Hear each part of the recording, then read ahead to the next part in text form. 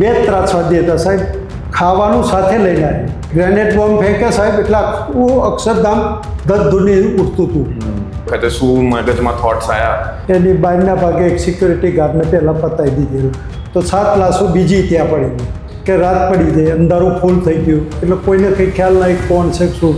સાથે એની નાની બેબી હતી. બ્રહ્મભટ્ટ સાહેબ કે સીડી મૂકી દો આપણા ફાયર બ્રિગેડવાળા, એટલે ધાબામાં ચડવા સીડી મૂકી, એનેક્સી કમાન્ડો બચારો ઉપર ચડ્યો, એની સામે ઓલા ત્રાસવાદીએ ફાયરિંગ કર્યું, ગોળી વગાડી દીધી. ઉપરથી આખું મેગ્નેટ છૂટ્યું સાહેબ, ગોળીવાનું ફાયરિંગ, ફાર ફાર ફાર, ગોળી સામે કોઈનું ના ચાલે.